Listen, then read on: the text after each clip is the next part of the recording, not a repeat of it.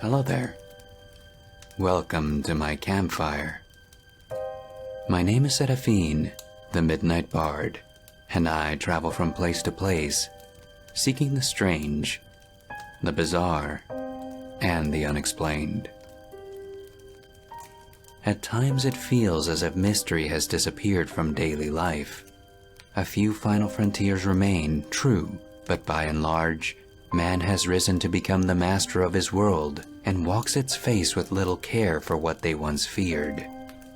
They walk through thick and ancient forest for leisure, no longer concerned for the spirits that they once revered. They sail the oceans, never stopping to consider what things might lurk beneath its waves. And even the shadow of night, which once would have sent men scurrying to their homes, has lost the battle against the light of cities that never sleep. The time was not so long ago, however, that people dared venture away from their safe havens at their own risk. You never know. The day may come when such times are upon us once again. Long ago, a pioneer found that she was not as alone as she once believed.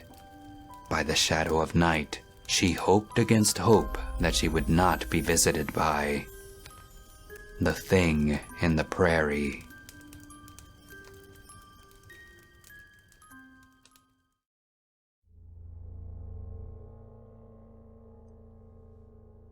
We thought we could tame the western prairies, claim nature as our own in the name of progress.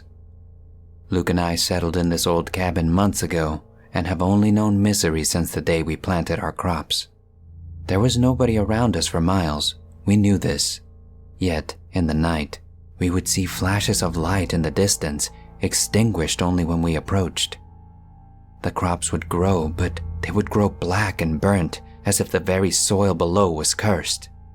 We would wake up to strange symbols carved on the inside of our walls, symbols we did not recognize.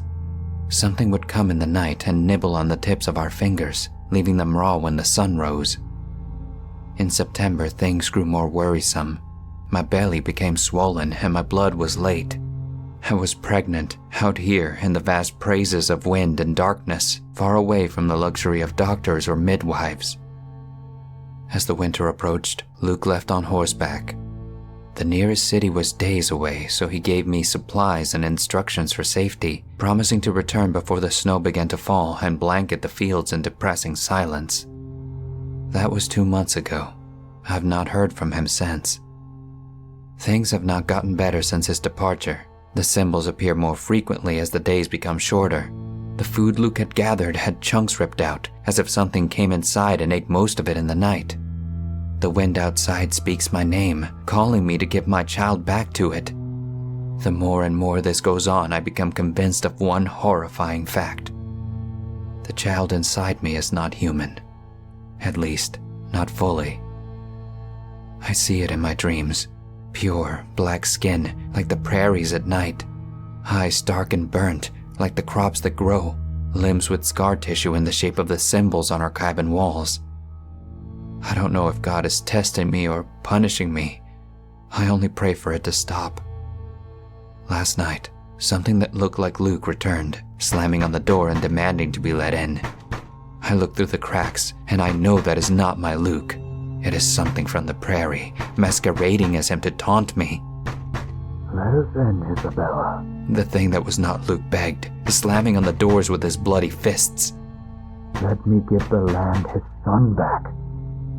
I will not let you in, I said in a shaky voice I hid behind a brave face.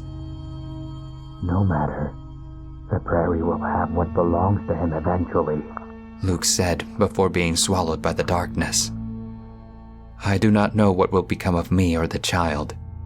I leave this note to tell those that come next not to settle here. This land does not belong to man. It is owned by something else.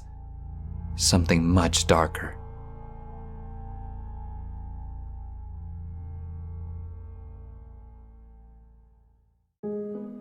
Thank you for tuning in to this week's story, Campfire Gang.